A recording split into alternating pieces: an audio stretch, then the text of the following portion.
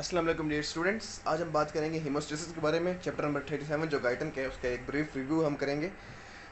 Haemostasis और homeostasis में हमने कंफ्यूज नहीं होना। होम्योस्टेसिस क्या होता है? Maintenance of internal environment with respect to the fluctuating external environment. लेकिन हीमोस्टेसिस जो है वो क्या होता है?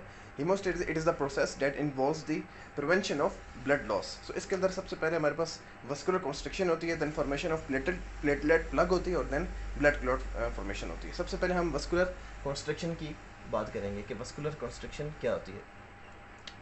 सो वस्कुलर कंस्ट्रक्शन जो है वो क्या होती है? कॉन्ट्रैक्शन होती है जब भी हमें सपोज ये ब्लड वेसल है, ठीक है, और यहाँ पर जो है हमें कट लग गए, तो यहाँ पे अब जो ब्लड वेसल होगी वो अपने आप को कंस्ट्रक्ट करेगी ताकि ब्लड लॉस जो है वो कम किया जाए, कंस्ट्रक्शन।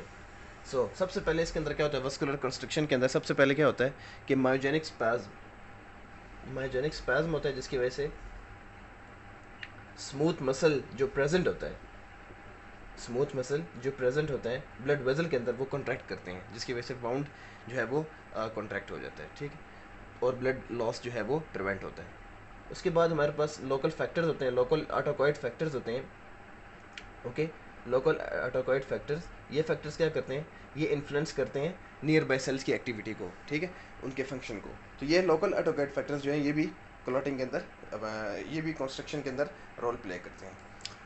उसके बाद नर्व रिफ्लेक्सेस किस तरह एक्टिवेट होते हैं कि जब टच और पेन रिसेप्टर्स जो स्किन पे होते हैं वो जब एक्टिवेट होंगे, वो स्टिमुलस भेजेंगे और फिर जो नर्व फाइबर्स, जो टच और पेन के नर्व फाइबर्स प्रेजेंट है ब्रेन के अंदर, वो नर्व रिफ्लेक्सेस भेजेंगे, जिसकी वजह से फर्दर हमारे पास वस्कुलर कंस्ट्रक्शन का प्रोसेस जो है वो कंप्लीट होगा। इसके बाद हम बात करते हैं प्लेटलेट प्लग फॉर्मेशन की, जो कि सेकंड स्टेप है हीमोस्टेसिस का। और प्लेटलेट प्लग फॉर्मेशन पे बात करने से पहले हम प्लेटलेट की बात करेंगे कि प्लेटलेट का ओरिजिन कहाँ से होता है और कितने कितने अमाउंट ऑफ प्लेटलेट्स जो है वो प्रेजेंट होते हैं पर क्यूबिक मिलीलीटर ऑफ ब्लड के अंदर, वो हम डिस्कस करेंगे।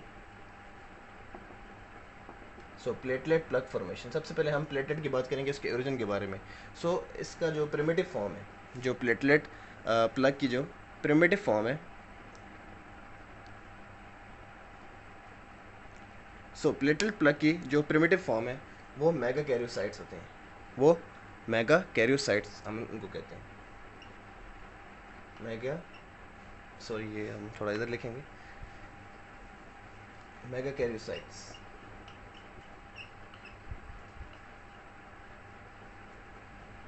ये मेगा कैरियोसाइट्स इस तरह करके होते हैं, और फिर इनकी उसके बाद बिट्स एंड पीसेस में ये डिवाइड हो जाते हैं, और ये हर बिट्स एंड पीस जो है वो प्लेटलेट जो है वो बन जाता है।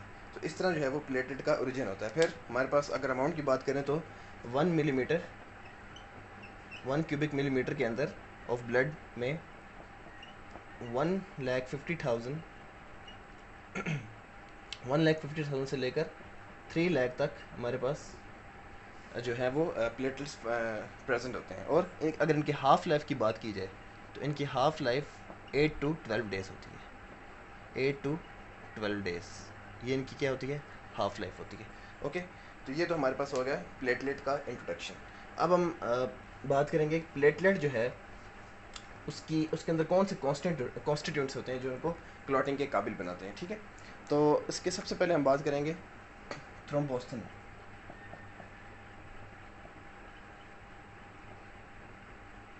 सबसे पहले हम बात करेंगे थ्रोम्बोस्थेनिन। थ्रोम्बोस्थेनिन जो है ये कॉन्ट्रैक्टाइल प्रोटीन है जो कि कॉन्ट्रैक्शन में मदद करता है वाउंड की, और जिसकी वजह से ब्लड लॉस प्रिवेंट होता है। उसके बाद प्लेटलेट के अंदर एंडोप्लाज्मिक रेटिकुलम जो है वो फॉर्मेशन ऑफ प्रोटीन के लिए प्रेजेंट होता है। देन हमारे पास गोल्जी अपरेटस प्रेजेंट होता है स्टोरेज ऑफ प्रोटीन्स के लिए। उसके बाद हमारे पास जो प्लेटलेट के पास माइटोकॉन्ड्रिया होता है फॉर यील्डिंग ऑफ एनर्जी, ठीक है।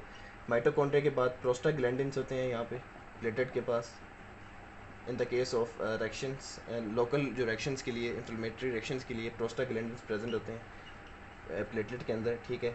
उसके बाद हमारे पास फर्दर जो है फिब्रिन क्लॉटिंग फैक्टर प्रेजेंट होते हैं। फिब्रिन क्लॉटिंग फैक्टर ये बड़े इंपॉर्टेंट हैं। ये प्रेजेंट होता है। ये सबसे इम्पोर्टेंट जो है वो फैक्टर है जो कि क्लॉटिंग के अंदर रोल प्ले करता है। उसके बाद हमारे पास जो है फिब्रिन क्लॉटिंग फैक्टर के बाद हमारे पास ग्रोथ फैक्टर आ जाता है। ग्रोथ फैक्टर जो है वो भी वाउंड की हीलिंग में रोल प्ले करता है, और जो डैमेज नर्व व मसल होते हैं उनकी भी ग्रोथ के अंदर रोल प्ले करता है। ओके, देन हमारे पास इस प्लेटलेट के अंदर ग्लाइकोप्रोटीन होती है जो उसकी कवरिंग करती है। देन हमारे पास फॉस्फोलिपिड्स होते हैं, और फॉस्फोलिपिड्स भी क्लॉटिंग के अंदर रोल प्ले करते हैं। फॉस्फोलिपिड्स होते हैं। ओके, तो ये हमारे पास जो है वो आप कह सकते हैं कि कॉन्स्टिट्यूएंट्स हैं प्लेटलेट्स के। ये हमारे पास ये जो कॉन्स्टिट्यूएंट्स हैं प्लेटलेट्स के, ये ब्लड क्लॉटिंग के प्रोसेस को क्या करते हैं, कंप्लीट करते हैं, और ये प्लेटलेट्स को इस काबिल बनाते हैं ताकि प्लेटलेट्स जो है वो ब्लड क्लॉटिंग कर सकें। अब हम बात करेंगे प्लेटलेट प्लग फॉर्मेशन के बारे में।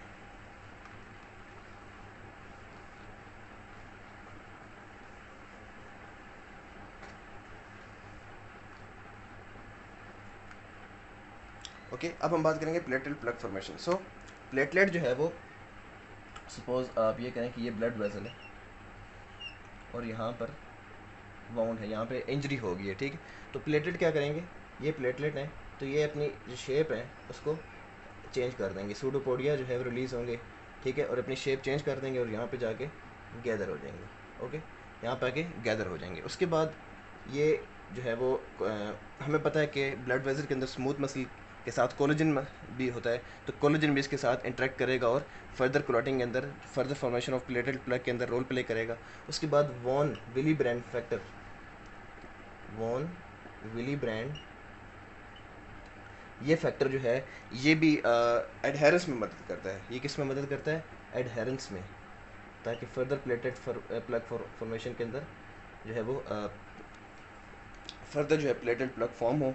तो वॉन विली ब्रांड जो है वो एडहेरेंस के अंदर उसका रोल है, ठीक है। उसके बाद थ्रोम्बोऑक्सेन ये भी प्लेटलेट प्लग फॉर्मेशन के अंदर रोल प्ले करता है, और ये फर्दर प्लेटलेट्स को अट्रैक्ट करता है ताकि एक प्लेटलेट प्लग बन जाए। तो ये इसका बेसिकली इंपॉर्टेंट रोल है। फिर मुख्तलिफ ग्रेन्यूल्स रिलीज़ होते हैं जो प्लेटलेट प्लग की फॉर्मेशन में रोल प्ले करते हैं, और ATP भी रिलीज़ होते हैं प्लेटलेट से ताकि एनर्जी यील्डिंग का काम हो सके। सो ये सारी चीज़ें जो हैं मिल के प्लेटलेट प्लग बनाती हैं और ब्लड के लॉस को प्रिवेंट करती हैं। इसके बाद हमारे पास जो टॉपिक है वो ब्लड क्लॉटिंग है, वो डिटेल्ड है, वो मैं आपको नेक्स्ट पार्ट में बताता हूँ।